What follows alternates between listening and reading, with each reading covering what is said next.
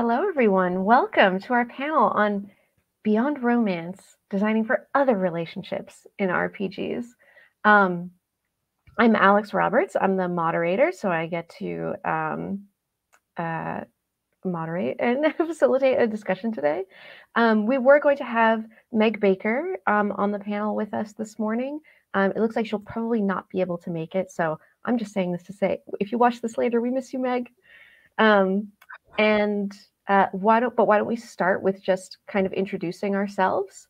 Oh, hey, Meg made it. Oh, fantastic. I made it. Hello. Oh my gosh, amazing. Hello. Oh, yay. Tech lovely. issues. Wow, we're off to a great start. So my name is Alex. I'm a game designer. I've made the game Star-Crossed, which is like a 2-player romance game made for the Queen. More recently, one-player games like Precious Little Animal and board games like Rat Trash Party. And I got this panel together because I wanted to harvest the minds of these brilliant people to talk about relationships, how to make relationships interesting from a design standpoint as game makers, relationships between characters. And I specifically wanted to talk about alternatives to making them really hot for each other, which is my go-to to make relationships interesting. So why don't we'll just go down and down the line here and introduce everyone. Do you want to just say like your name, some stuff that you do, and you know what? We'll keep it there, and then I'll start asking some questions. Jammi, do you want to start us off? Yeah, sure. Thank you so much. So, hi, I'm Jammi. My pronouns are he, they. I endeavor to be one of the TTRPG himbos in this space. So, I'm very happy to be here. I'm very starstruck. Hello, everybody. So, I work on quite a few games. My games are known for focusing on emotions and relationships. I'm currently working on games like Apocalypse Keys, BALIKBAYAN, Once More Into the Void, which all feature strong emotional relationships and ties with each other. So yeah, I'm so excited to be here. Thank you so much for having me, Alex. And I think down the line is Jen next, right? Yes. Yeah. Mm-hmm. Hey, I'm Jen Martin. I use she, her pronouns. I have done a few smaller games. I designed The Goose of Grelner Grove. I also work as a production manager with Bully Pulpit Games. And I'm just really interested in seeing more than just romance in games. So Whitney's up next, I think. Hi, my name's Whitney, she, her. I am a game designer. I've designed 2 games thus far, Prism, which is an aquatic role-playing game, and Tiny Tusks, which is a story game about half-orcs. And that's me.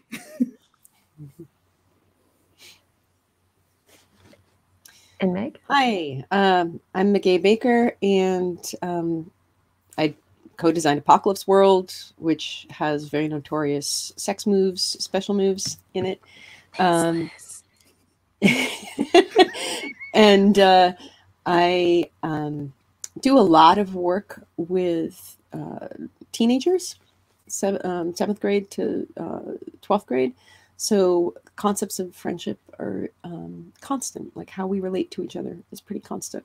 And I was a game design lead in working to design games to cultivate friendship among teenage girls in Ethiopia to reestablish friendship ties. So that's kind of where I'm coming at from this. The most recent project was with the Aphasia Games for Health, which was about people dealing with recovering from a stroke, and that playing games together is such a way to cultivate and support family relationships and friendships and just a sense of being part of a community.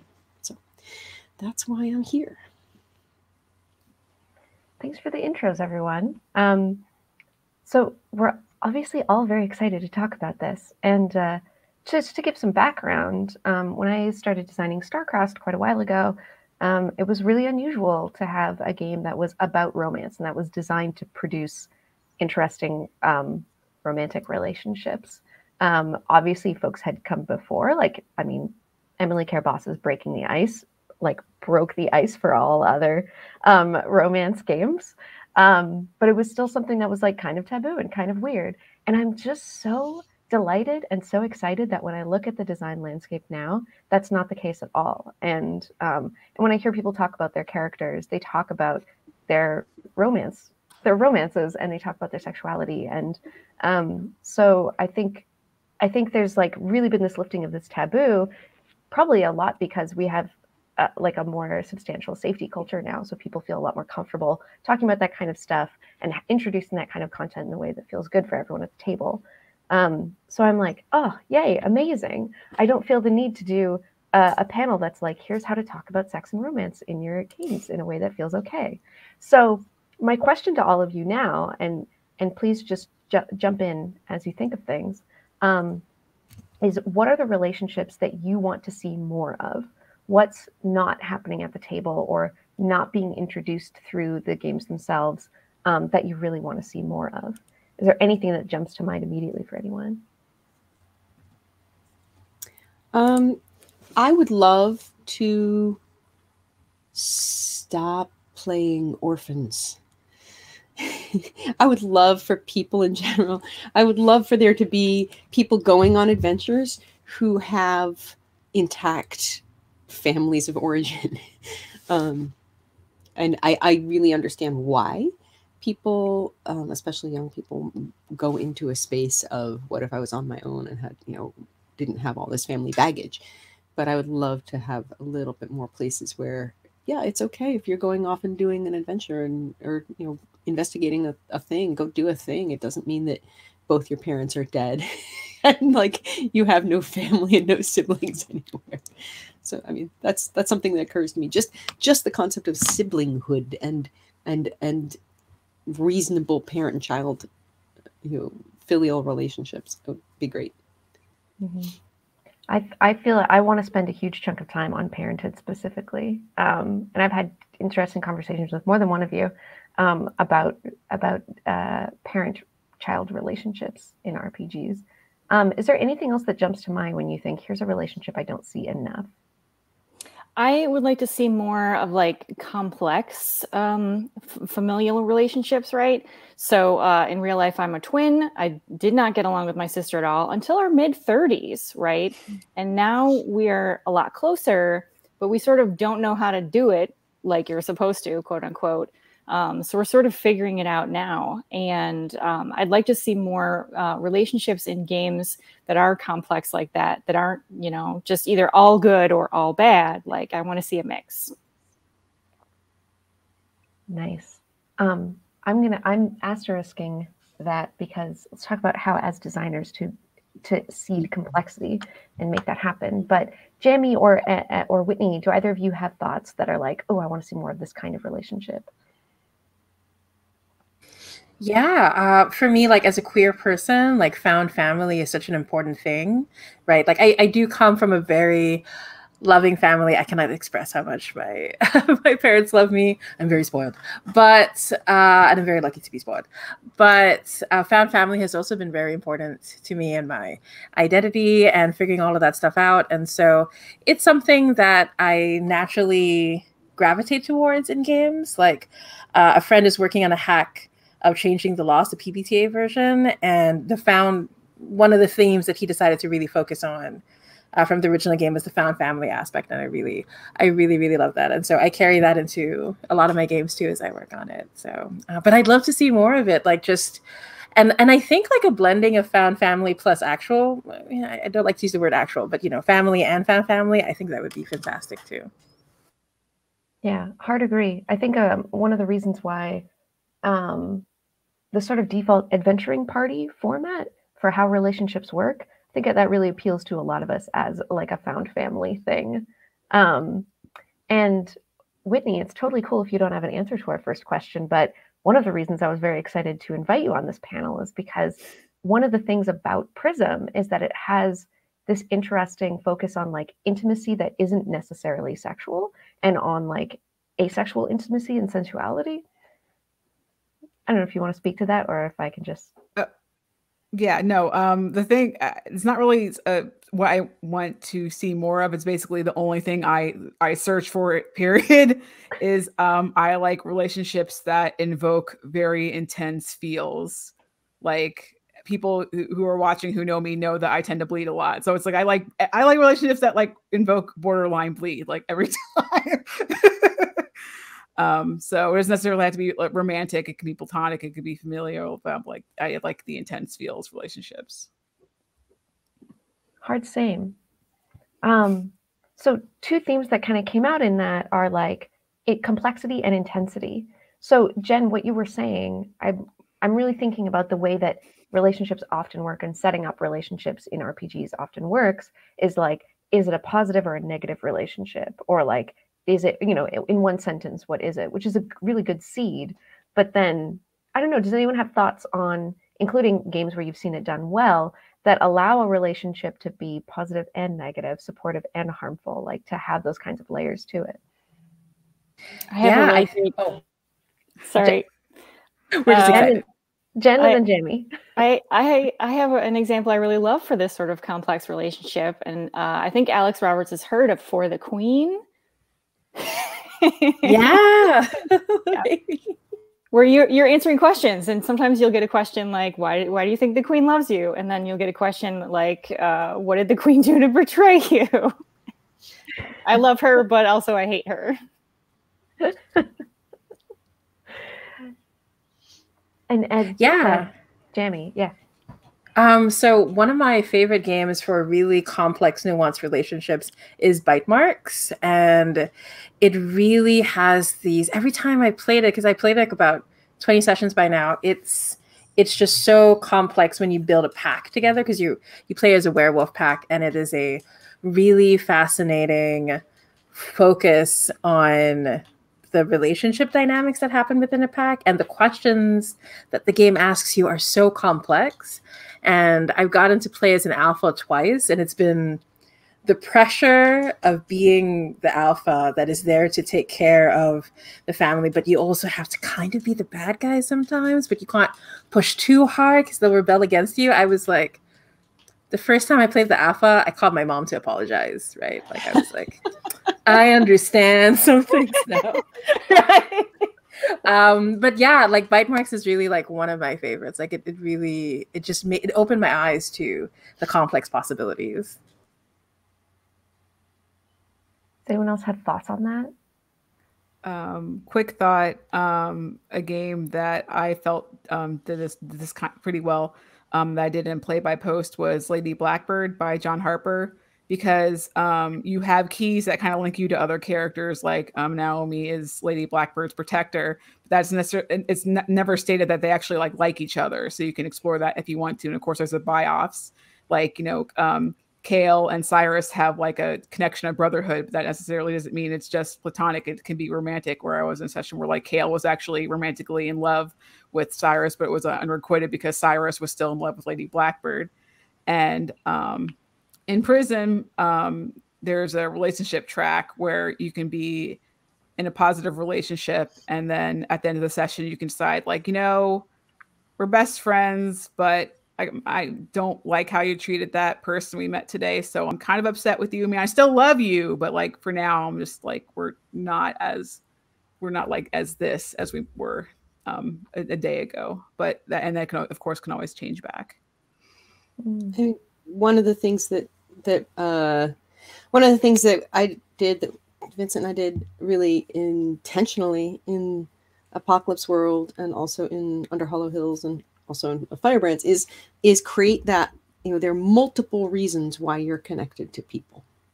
You know, they may have stood by you in a difficult time, or they may have let you down in a really important way, or you might just not like them for some weird reason, or so there's a whole complexity there. It's not just a one-dimensional relationship. That every interaction you have with every person has multiple facets, and it may be that the reason for your relationship is that it's a reason, is a simple transactional reason. You know, I am paying for stamps at the post office and you are taking my money. Thank you. We're done with that. Or there may be a deeper season that we're all together for this reason, for this part of our lives. Or we may have a lifelong, really complex relationship. And modeling all of those things is important.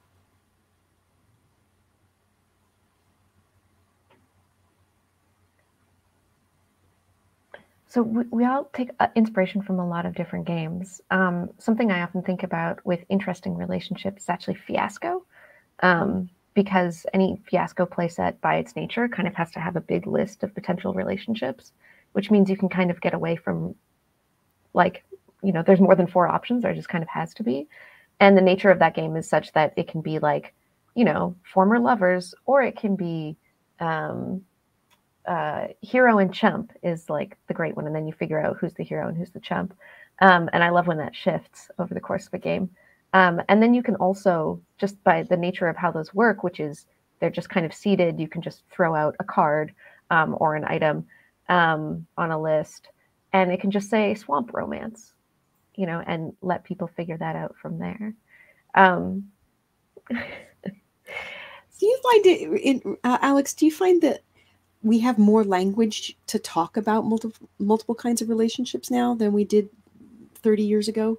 I definitely hear that, like, just in the things that you just said, I feel like there are more complex words and more nuanced understanding of different types of relationships than there were 30 years ago. Absolutely. I couldn't agree more. And I think if you made a game in the middle of the, 20th century, maybe, then you would it's like, well, what are your relationships? Parent, child, sibling, maybe grandparent, child, and then, partner, right? Like spouse, and like, that's it. So I definitely noticed that, Meg. And that makes me wonder, like, how does the emergence of that language change the way that you think about designing and characters in RPG in general? Mm-hmm. Mm-hmm. Yeah, and actually that's interesting because as a Filipino, right, we in the Tagalog language, and in several of our dialects, we have so many words that are very, very specific, like my second brother-in-law who got separated, but we're still close. There's like a word for that, right? And so like our relationships tend to be very complex, like family tends to be super important. And so it's something that I didn't even realize, like, as I was working. So I'm working on a Forge in the Dark political social intrigue game. And people were surprised that instead of playbooks that are based on a character, the playbooks are based on the house that you serve. So people were expecting like a political thing, but they were surprised that the house is actually a family. Like you choose the elder and you choose the clan and you choose who you're closest to, your confidant, who's like slightly of a lower station to you. And so people were like, where is this coming from? And I realized, it's to me, it was so natural because it's a Filipino idea, like family and power and duty are all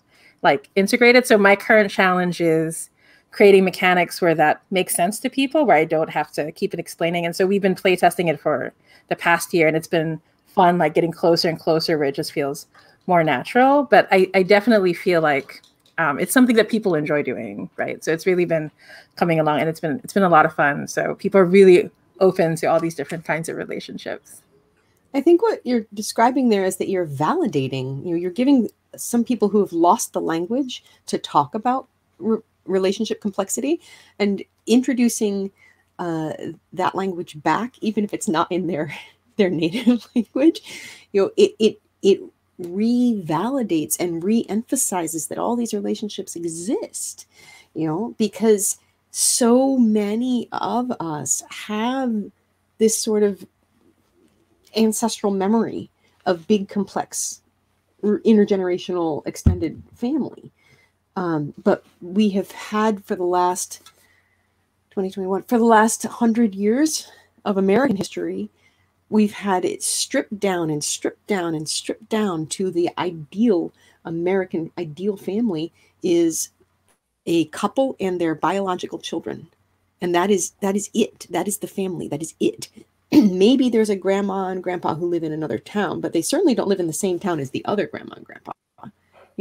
So part of it coming from, like, because I have that on one side of my family, this big, tangled, interconnected issue. But in the work that you're describing, Jammi, there's a remembering, like a reassembling, a putting back together of this sense of what relationship is and can be, and that you can stay in relationship with your, second ex uncle, and that you can be close, and that's okay.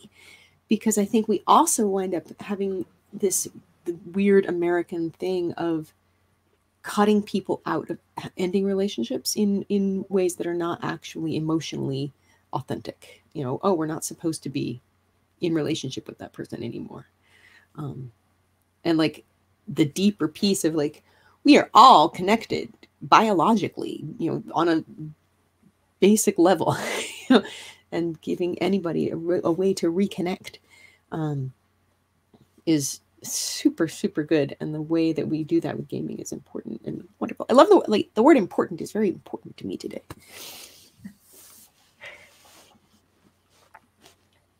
That makes me think about, does anyone else have thoughts on that? I feel like, man, in person, I can really like see who's like kind of leaning forward slightly and bring them in, but I want to make sure that we're hearing from everyone. Do people have thoughts on that? What Meg's talking about, broader family relationships, giving language to relationships through games.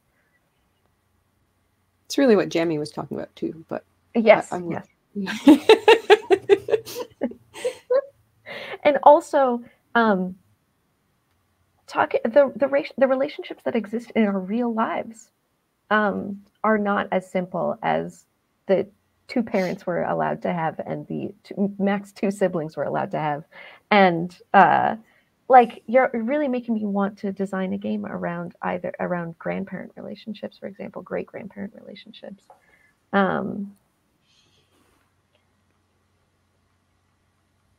Yeah, when I was working on Tiny Tusks, which is supposed to be a game that's supposed to be like comforting for like biracial nerds like myself, because a lot of times we don't feel attuned to either of our halves or one of our halves. And so I had to think about what relationships a half-orc who's loved by both our halves would have. And it's not necessarily mom and dad, although of course you're talking about your parents. It could be like your dad and your surrogate. It could be your two moms. It could be your guardians, which could be people that are not related to you at all, or your grandparents. And it's not the importance isn't really what role they fill in society. It's basically what they mean to you as you grew up in life, and how they supported you along the way, and how and the ways you love each other. Mm-hmm,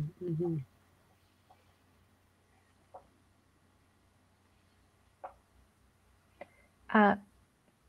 We were also talking about which relationships are allowed to be important and which relationships are supposed to be, my least favorite term in the world is just friends. Like some nodding. Yes. That, oh, no, we don't have the socially recognized important relationship. We're just friends. So let's talk about friendship in RPGs. Like, how do you make friendships interesting? How do you make friendships messy or beautiful or whatever? What comes to mind when we talk about that?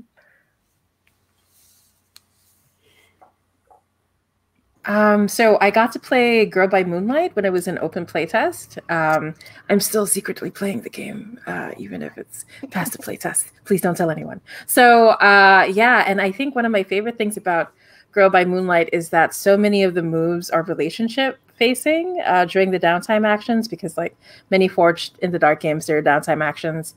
And what's interesting is when you heal as a character, you can only do it if someone else chooses to like interact with you and heal you, right? So it has to happen through the friendship, through the relationship.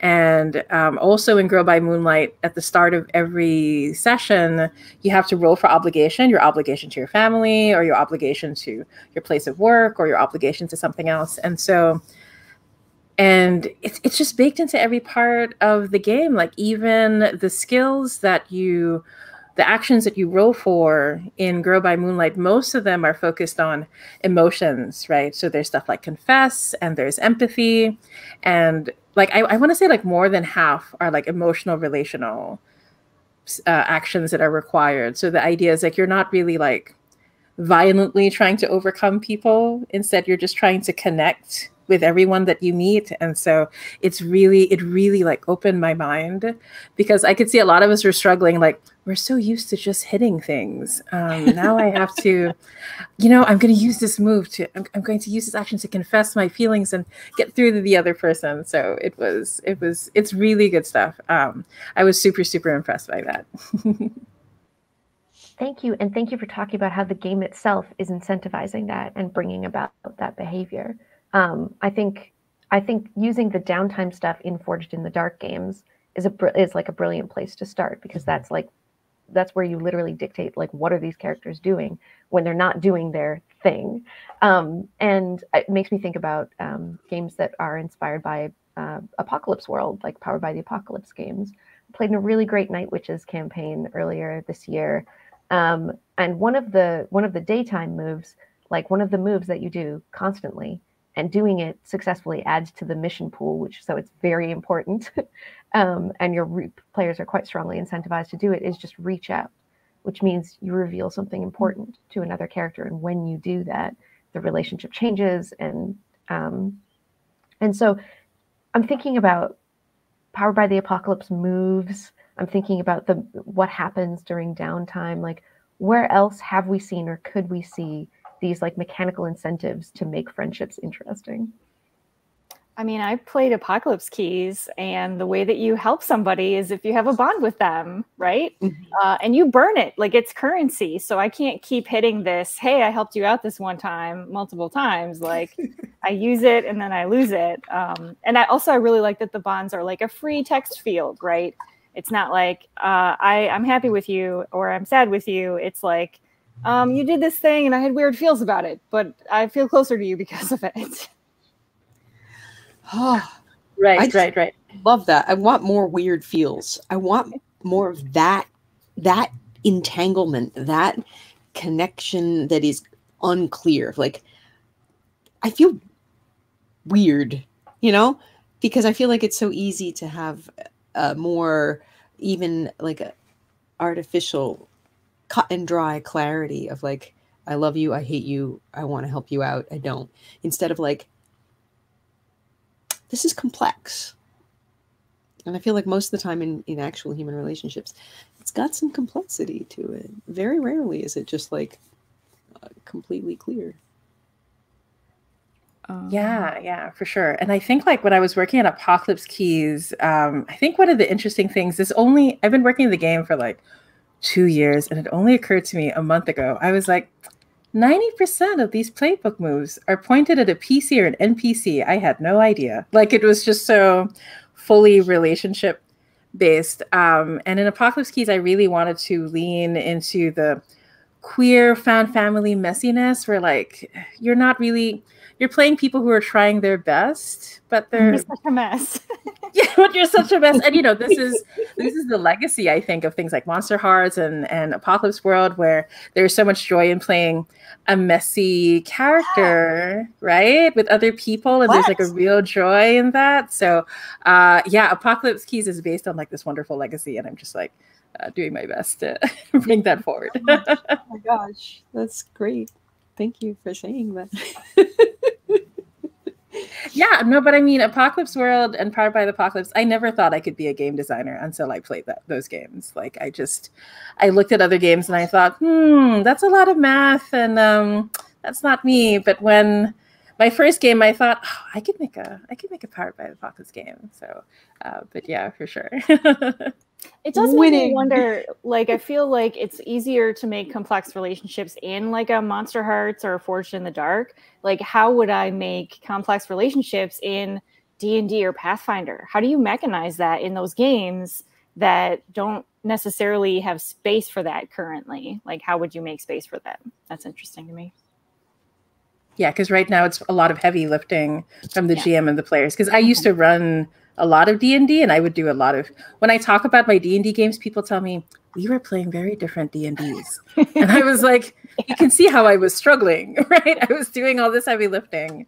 But yeah, I think that's still a really great space to explore. That's a good point, Jen.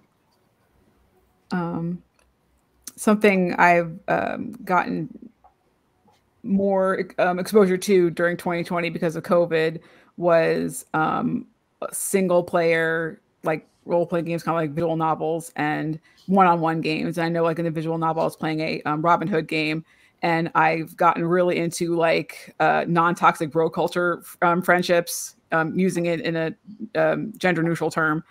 And so it'd be like, yeah, that's my boy Lil John. We're gonna go drink beer at the tavern. It's gonna be great.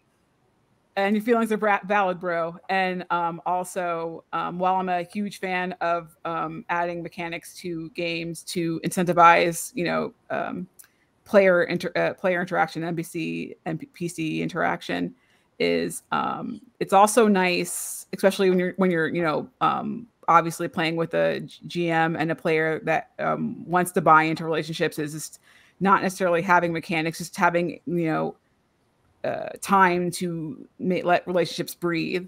So I was playing Tears of the Machine, and there are scenes you can have where there's no forward progress. You can just have room to role play and build up characters. And my character and the NPC would just occasionally set dates, or we would just meet in the out in the courtyard and just roller skate together and talk, and that's all we did. And there was like no experience points, no mechanics that trigger. It's just two characters talking and getting to know each other. There's a challenge in that from a design space to design for that openness that Whitney just described, because it's so often I find with players, and also like when conventions were a thing, that we're like, okay, we have a 4-hour play slot. Let's just go. Or in regular life when you're like, okay, we got 3 hours before I'm done because I got to go to work tomorrow. But leaving the space open that Whitney just described as a designer, I think like there's a piece of like, how do you really encourage people to pick that up? Because I can leave space and say, okay, here is where, please leave breathing room. Please have some downtime. Please, you're traveling from one place to the other. There should be some space here. And so often I think that can be intimidating for people to do that relationship stuff. And so they kind of elide that bit that we as designers have built in. Like, we put it there for you to use for this reason. And I loved in Prism, playing with Whitney, the way that is threaded through the game. That the downtime isn't necessarily like, now there's a big chunk of downtime, just roleplay. It's like, oh, these little touches are threaded through. And I thought that was just really, really a nice way to really make it approachable as a player without making that like big yawning empty space of like, how do I do this? Yeah, actually, when you mentioned that, I feel like Under Hollow Hills did that really well. Like when I got to play it, I felt like there were these like, I don't know how to describe it. I don't have the words for it, but I felt like I could feel the spaces in between the plays when I was playing Under Hollow Hills. Like I could, I don't know, it just happened naturally a lot. Like you put on performance and you're connecting to people, and I don't know, I just really felt like it was just naturally happening without me thinking about it, is what I felt the game was doing. Can I tip back to something, Alex, you said at the beginning, something about like I wrote a little note saying wider cultural shift. And I also don't want to jump you other things, but I want to know from you, like from designing Star-Crossed, and like where that space was for you, and also like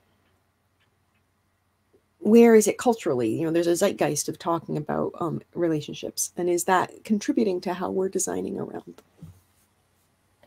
I think definitely. Like every queer person, I am a threat to marriage and the family.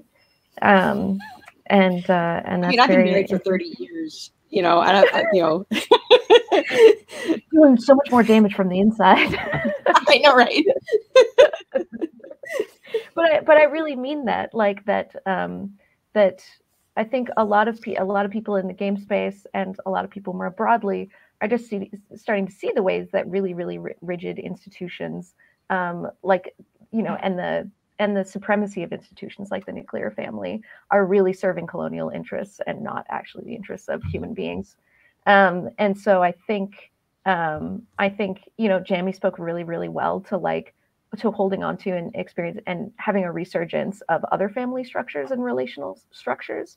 And I think, and then at the same time, like let's do that. And also I'm seeing a push to redefine and generate new relational structures, because ultimately the hegemonic ones are not going to be very resilient, I don't think. And so I think there is this desire to have more complex relationships. And as we were saying, shouldn't say more complex necessarily, but not the ones we're told to have. And does anyone want to, but we have a question, but I would also, let's talk for another hour about ways in which role-playing games can imagine relationships that don't even exist yet, and can imagine relational structures that don't even exist yet, and we can get really fired up about them. But we only have about 5 more minutes, so I am going to pull we have a question from the chat, and after we discuss this question, then we'll do plugs for everyone and probably wrap up. So the question in the Twitch chat is, when playing con games, where you might play with a group of strangers that will never meet again, how do you encourage that level of comfort and trust to let those relationships gradually evolve without pulling on the tropes of the genre because that's safest? Who has thoughts on this? I have thoughts on this. So it doesn't work as well if you're playing with all strangers, but often I'm playing with at least one person I know, even if it's only the GM. And so if there's one person that I do know that I trust, I do this with Jason a lot because I know Jason. And yeah, I'll sort of suggest or I'll offer kind of a messy relationship, right? And then maybe the other person will kind of push back on it or try to alter it and whatever. And I sort of demonstrate with somebody that I do trust, right, to have this messy relationship. And I find in con games, once one person opens the door, other people are like, oh, hey, that's interesting. I can do that too. It's like permission, right? Mm-hmm. Mm-hmm. That permission thing is huge. And for me in con games, one of the things that I do very clearly at the beginning, you are on the same team. You may not quite see eye to eye, but you are on the same team. So I lay out a ground rule for whatever we're doing in whatever game we're running, that we're not here to do player versus player. We're not here to backstab each other. We're not here to betray each other in terrible ways. We're not here to be creepy at each other.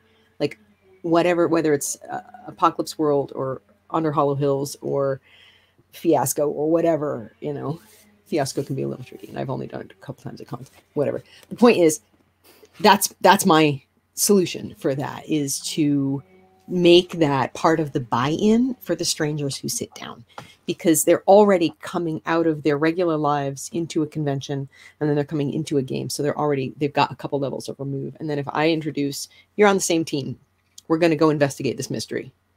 And then doing the history thing of okay, who here has stood by me in a time of need? Who here have I seen at a vulnerable point? Who here has who let me down in some way that I remember? Done. Go. That's my answer. Yeah, and for me at cons, what I tend to do is I really place myself in a vulnerable position. So I describe this is what my character is thinking, this is what my character is hoping for, and I usually I'll try to make it as opposite as possible. I'll be he comes in swaggering with his baseball bat and smashes it against the blackboard, and I'm like, but he's looking at this, at this friend in the corner. He's like, hey, do you think I'm cool? I really want you to. So I try to be very clear about what I'm hoping for with the character, but I'm also really placing it in the hands of the other players. So I find that if you come from a vulnerable open space, right, then that encourages other people. But I'm also speaking to playing, we Filipinos, we play with our hearts on our sleeves, we're super asking us to not be emotional is difficult. So it's a bit different here, but yeah.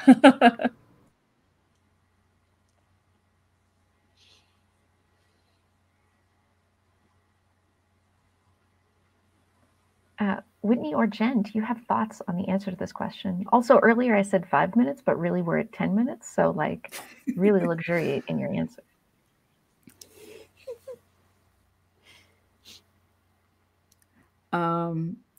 A thing that I play again with what Jen said, like it's usually not all strangers. I usually at least know one person at the table. Is I make sure that we talk about player expectation, because that will kind of like help everyone at the table figure out what we're expecting out of the session. Like for instance, when I was still like sort of playtesting Prism, I had one of the players come up to me and he's like, Whitney, I want to have sex in your game today. And I'm like, okay, let's make that happen. So that's what I do.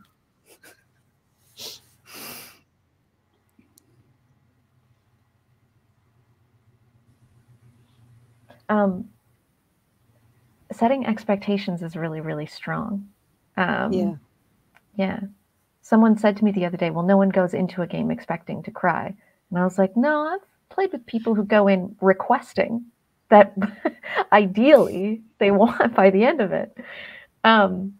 So maybe like, let's end on that. I mean, thinking about not just as players and GMs or facilitators, but like, how do you as the designer set an expectation that relationships and different kinds of relationships are important in this game? Say that in the text, just like you did.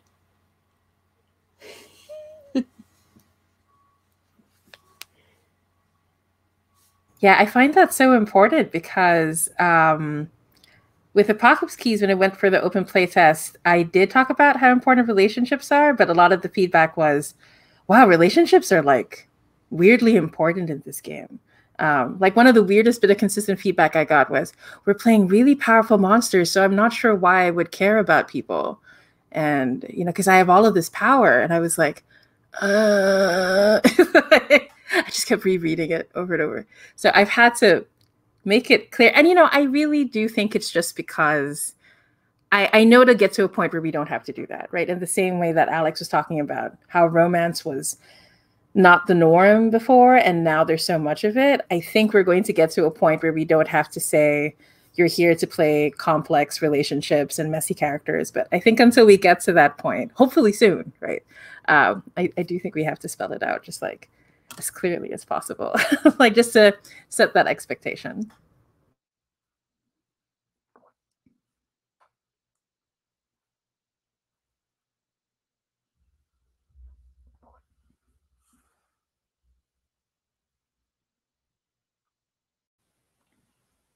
Meg just put in the chat, we have to the most amazing thing. You want me to say that then? I'm trying to be aware of time. I know. And I also have like someone starting construction. So I'll try to say it quick. We have to stop feeling isolated from each other first in order to have these relationships, because that's where you get the orphan with no friends who's a loner and is going to go out and just smash things. That comes from a place of need to feel powerful, but also a need, an awareness that we are walled off from each other, from our aunties and our grandmothers and our cousins and our uncles and our, second ex person. And so that, I think, is one of the things that will really tip us over into being able to have all of these complex relationships in our real life and in our games and in our game design, is reconnecting and remembering that we are connected. Would anyone care to suggest that perhaps that games themselves can be a site of connection that helps reduce that very intense isolation that so many people feel, and that itself could be a place where new kinds of relationships might emerge? I don't know. Does anyone have? I'm just going to raise my hand. Like, yes, me. I'm here for that. Yeah, I would not have survived the Panini without TTRPGs. So yeah, like I really feel like I connected. So the people I've met through TTRPGs have become my very best friends. Absolutely. So my loves and everything.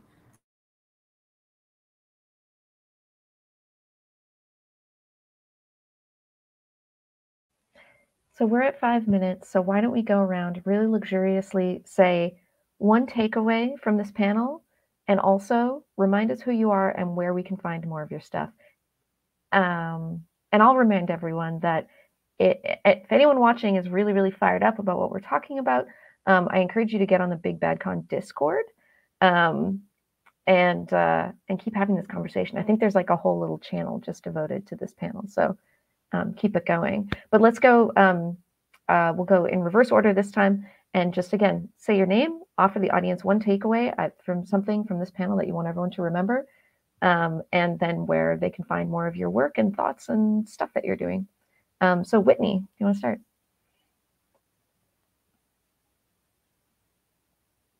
Oh, audio. I'm muted. Hi, I'm Twitter at @WhittleDragon. Am I still muted? You are unmuted now. Please start over. Okay. Hi, my name's Whitney. You can find me on Twitter at WhittleDragon, WIDDLE Dragon. You can also find me at Little Wish Productions. I'm currently working on a Lady Blackbird hack. And my takeaway is that relationships with intense feels are the best. And I encourage everyone to feel comfort in emotional vulnerability sometimes in game.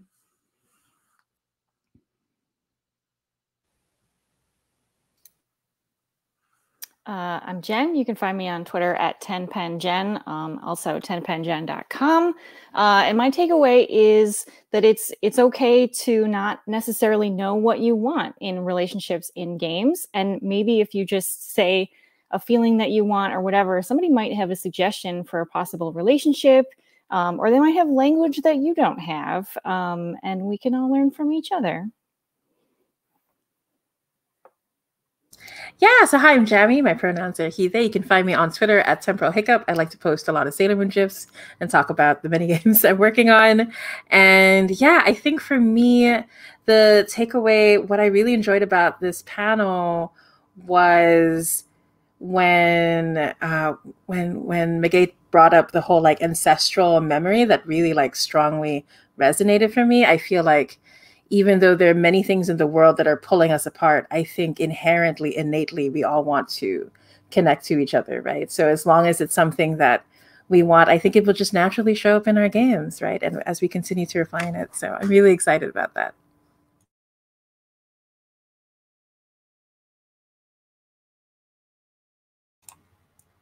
Am I next? I'm going to talk quick before the chainsaw starts again. I'm Megay Baker. You can find me at Night Sky Games on Twitter. A lot of my work also comes out through our family Patreon, which is Lumply, patreon.lumply. And big takeaway for me really is like the opening moment when Alex said, let's talk about like friendship and connection, and the piece where my mind had to switch from the fact that Alex wasn't talking about the faces I'm seeing on the screen, who I feel connected to and want to be friends with and want to know, and like how to value our friendship and connection, and that it was talking also about game design. So I think the part for me is about weaving those things together and recognizing as a designer that I are continuing to have a recognition as a designer that in my design work, in all of our design work, we're also dealing with actual human beings who actually have complex emotional and representational and relationship needs and desires for connection and expression.